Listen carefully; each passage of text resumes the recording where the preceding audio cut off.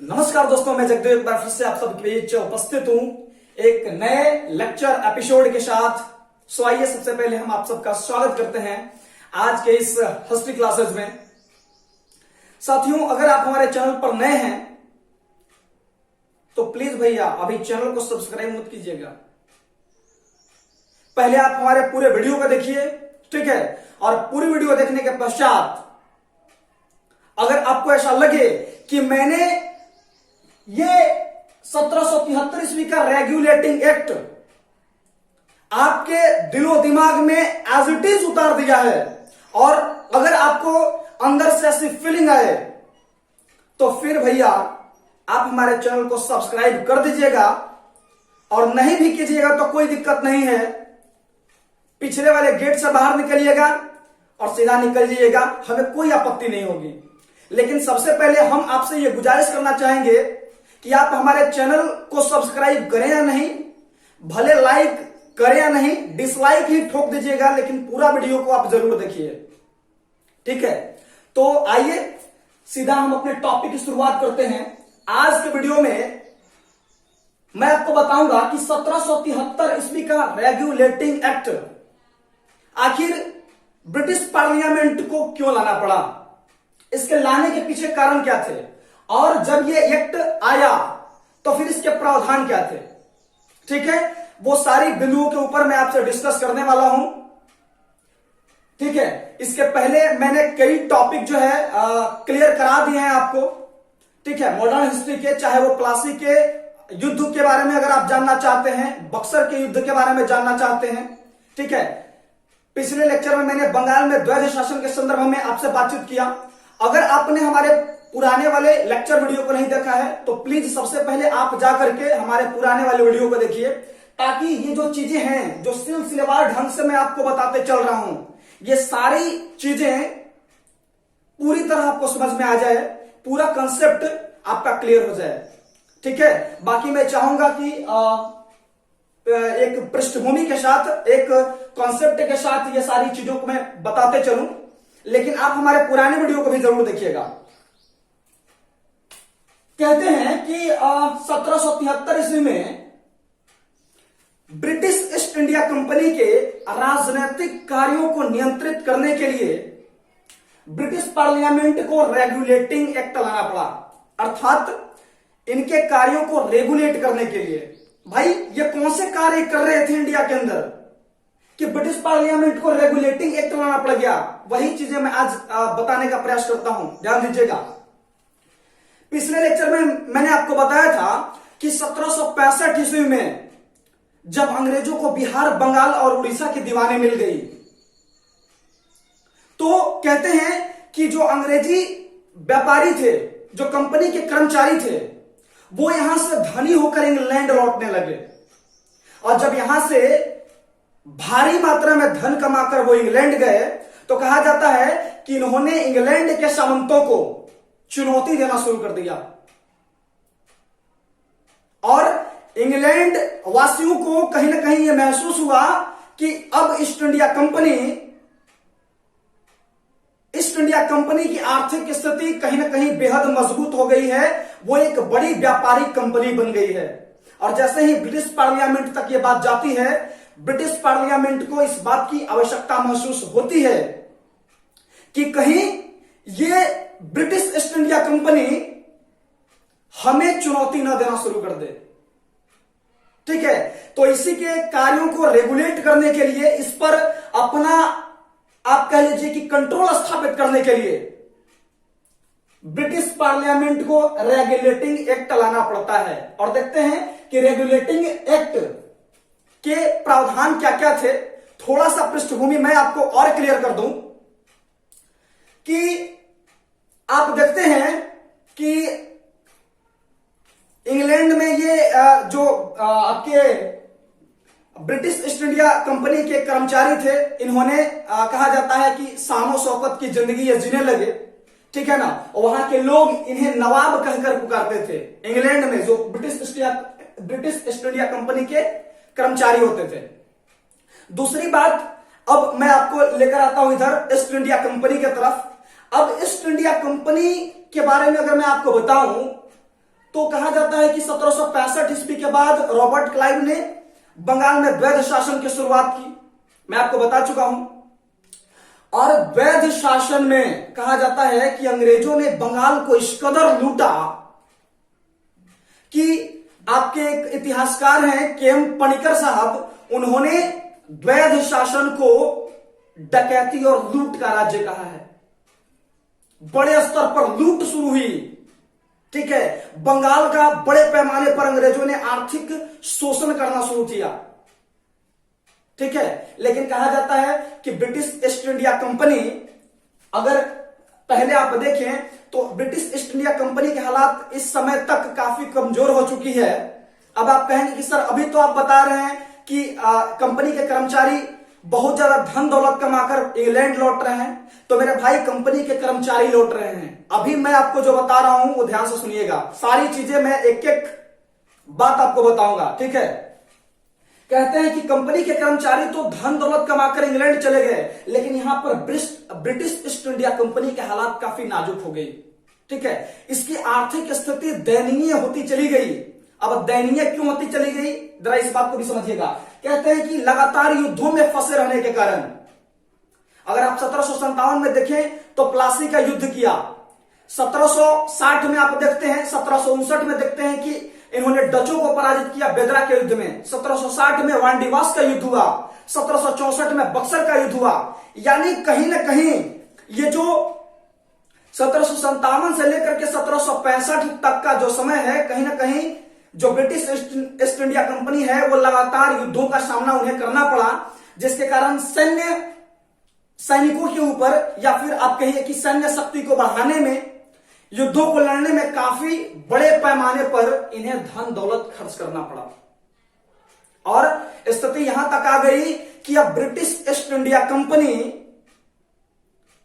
British parliament से कुछ मदद की गुहार लगाता है, ठीक है। इनको कुछ पैसों की जरूरत पड़ी और ये यहां पर लोन की डिमांड करते हैं, ब्रिटिश ईस्ट इंडिया कंपनी करती है। किससे?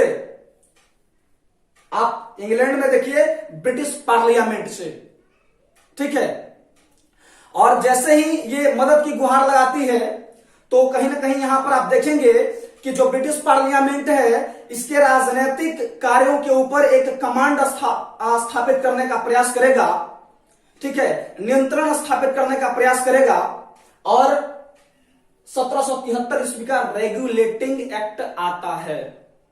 चलिए अब हम आगे बात कर लेते हैं कि रेगुलेटिंग एक्ट के प्रावधान कौन कौन से थे। रेगुलेटिंग एक्ट के माध्यम से ब्रिटिश ईस्ट इंडिया कंपनी ने किस तरह से, आप कह लीजिए कि ब्रिटिश पार्लियामेंट ने ब्रिटिश ईस्ट इंडिया कंपनी के ऊपर किस तरह से नियंत्रण स्थापित किया, जरा आइए हम बात करते हैं। आइए देखते हैं गवर्नर जनरल ऑफ बंगाल के पद का सृजन। आप देख सकते हैं कि रेगुलेटिंग एक्ट के प्रावधान, पहले प्रावधान की बात करें तो आप देख सकते हैं कि गवर्नर जनरल ऑफ बंगाल के पद का सृजन किया गया। ये क्या था भाई, समझते चलिएगा। इसके पहले आपने देखा कि बंगाल में बंगाल के गवर्नर थे। बंगाल के प्रथम गवर्नर कौन बने? Robert Clive.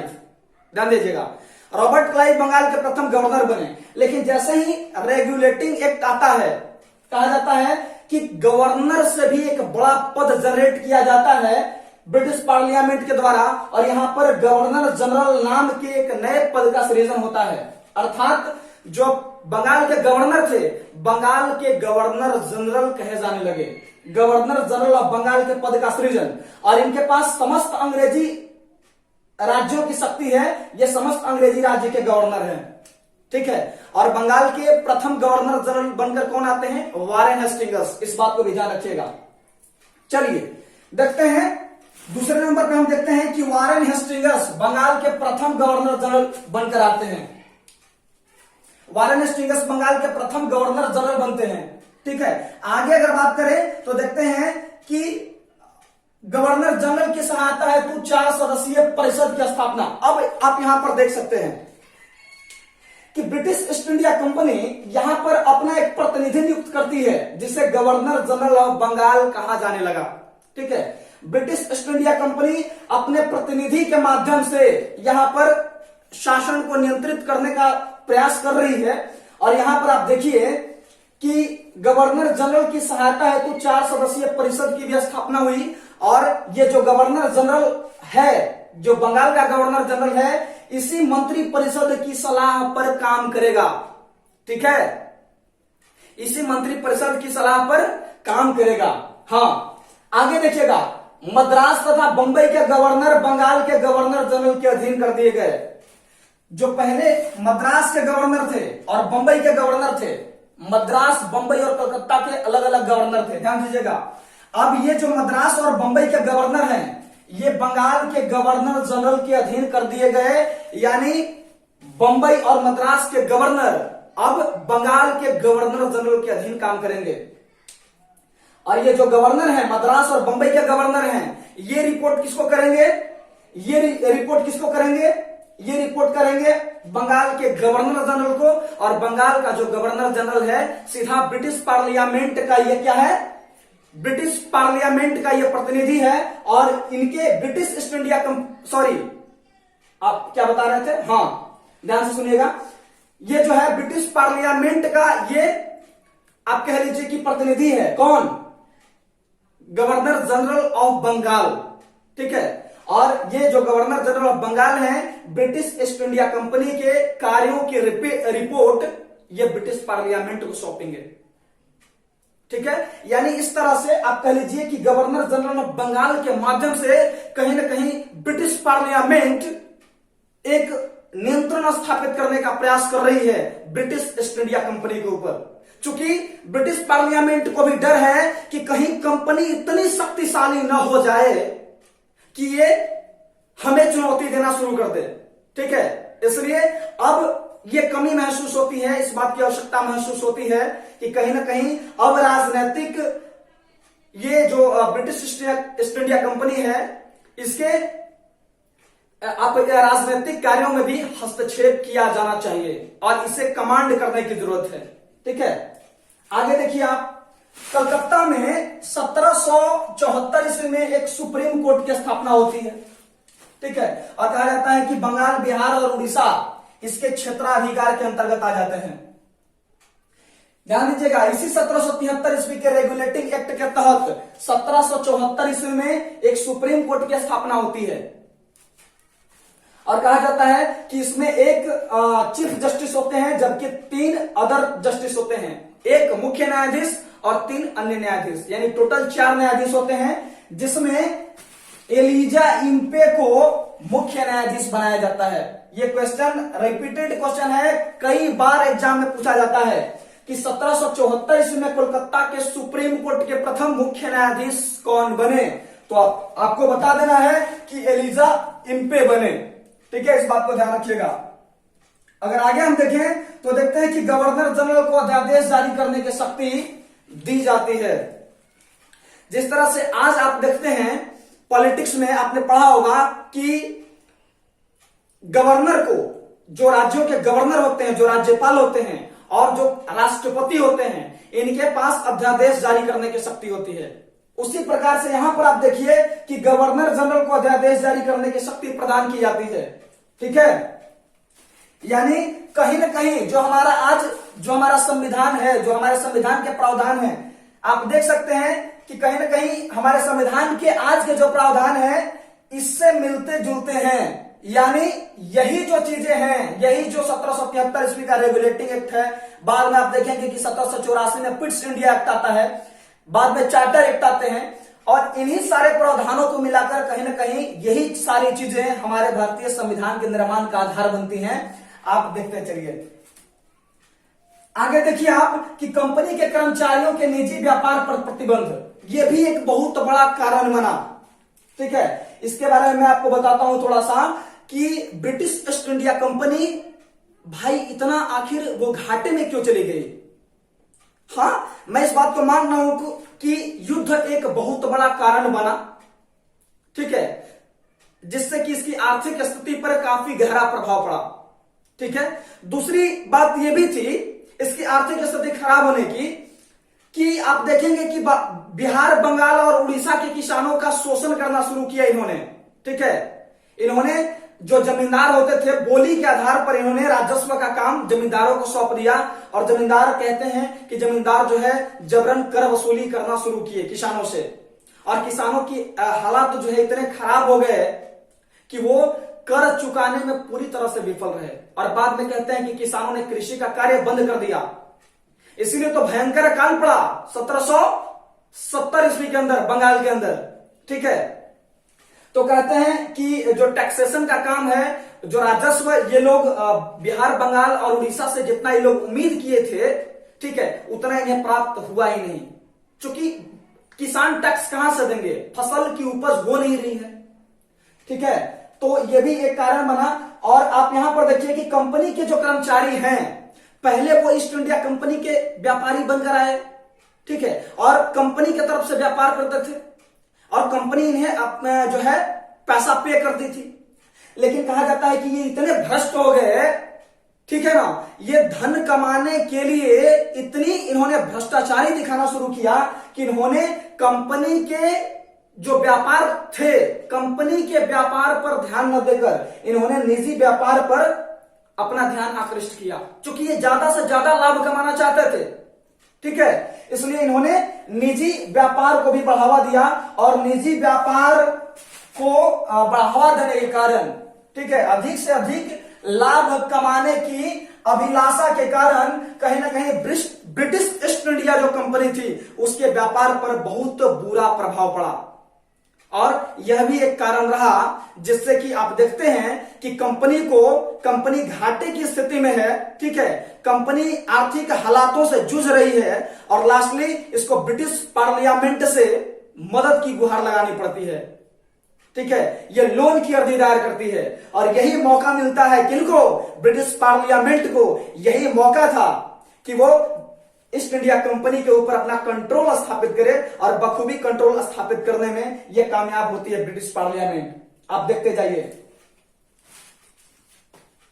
आगे, देखिए आप कि उपहार या रिश्वत लेना दंडनीय अपराध। ये जो है इतने भ्रष्टाचारी हो गए थे कि लगातार यहाँ के शासकों और जो व्यापारी थे, जो इंडियन व्यापारी होते थे, उनसे ये उपहार और रिश्वत ये लेते थे। ठीक है, इन्होंने उपहार और रिश्वत को एक बहुत बड़ा जरिया बना लिया था धन कमाने का। और जैसे ही ब्रिटिश पार्लियामेंट इस मामले से अवगत होती है तो इन्होंने इस पर बैन लगा दिया कि आप जो है किसी भी शासक से, किसी भी भारतीय शासक से और किसी भी भारतीय व्यक्ति से उपहार या रिश्वत नहीं ले सकते। ठीक है, आगे देखिए आप, प्रशासनिक ढांचे का केंद्रीकरण, ये सबसे बड़ी बात हुई। प्रशासनिक ढांचे का केंद्रीकरण कहीं ना कहीं 1773 ईस्वी के रेगुलेटिंग एक्ट के माध्यम से ब्रिटिश पार्लियामेंट ने प्रशासनिक ढांचे के केंद्रीकरण की शुरुआत की। सर, ये प्रशासनिक ढांचे का केंद्रीकरण का मतलब क्या होगा? भाई साहब, मैं आपको फिर से समझाता हूं। ये केंद्रीकरण कहीं ना कहीं आप देखिए कि जो ब्रिटिश पार्लियामेंट है वो ब्रिटेन के अंदर है और वो अपना एक प्रतिनिधि नियुक्त कर रहा है कहां, इंडिया के अंदर। ठीक है, ब्रिटिश पार्लियामेंट इंग्लैंड के अंदर है और कहा जाता है कि एक ही केंद्र बिंदु से ये सारे कार्यों का संचालन कर रही है। ये खुद तो इंग्लैंड के अंदर है, लेकिन इसके प्रतिनिधि जो आपके गवर्नर जनरल ऑफ बंगाल हुए, इसके प्रतिनिधि गवर्नर जनरल ऑफ बंगाल को अपने प्रतिनिधि के तौर पर नियुक्त करता है और यहां पर गवर्नर को हैंडल करते हैं। ठीक है, और इस तरह से आप देखिए कि कहीं ना कहीं ये जो ब्रिटिश पार्लियामेंट है वो केंद्रीकरण की शुरुआत करता है और एक ही केंद्र से कंपनी के कार्यों के संचालन का काम करता है। ठीक है, तो ये सारी परिस्थितियां रही दोस्तों, जिसके कारण 1773 ईस्वी का रेगुलेटिंग एक्ट जो है कहीं ना कहीं लाना पड़ा ब्रिटिश पार्लियामेंट को, और लाना भी आवश्यक हो चुका था क्योंकि जो कंपनी के व्यापारी थे वो कहीं ना कहीं बहुत ज्यादा भ्रष्ट हो चुके थे। ठीक है, बंगाल में अराजकता का माहौल व्याप्त हो गया था, बंगाल भी आर्थिक हालातों से जूझ रहा था। ठीक है, तो इस बात की आवश्यकता कहीं ना कहीं महसूस हुई। उसके बाद इसमें सुधार के लिए रेगुलेटिंग एक्ट लाना पड़ा। ठीक है, बाकी आप देखेंगे आगे कि इसमें भी कुछ कमियां रह जाती हैं जिसको सुधार करने के लिए 1784 ईस्वी में आप पिट्स इंडिया एक्ट को लाया जाता है, ठीक है। उसके बाद कई चार्टर एक्ट भी आते हैं, तो उसके बारे में भी हम विस्तार से चर्चा करेंगे। फिलहाल आज का जो टॉपिक है रेगुलेटिंग एक्ट, मुझे लगता है कि इस टॉपिक को समझाने में काफी हद तक मैं कामयाब हुआ हूं और सारी चीजें हैं मुझे लगता है आपको समझ में आई होंगी। तो चलिए साथियों, आज के एपिसोड को यहीं पर हम खत्म करते हैं। बाकी फिर मिलेंगे कल किसी और टॉपिक या 1784 के पिट्स इंडिया एक्ट और एक दो और चार्टर के संबंध में हम कल अध्ययन करेंगे, ठीक है। बाकी आज के लिए इतना ही और जमकर मेहनत करिए, ठीक है। मेहनत से कोई समझौता नहीं। और अगर आपको लगता है कि हमारे वीडियो से आपको लाभ मिल रहा है तो प्लीज हमारे वीडियोज को आप दोस्तों तक भी शेयर किया करिए। बाकी चलिए आज के लिए इतना ही। Finally best of luck. So thank you so much. Thank you दोस्तों।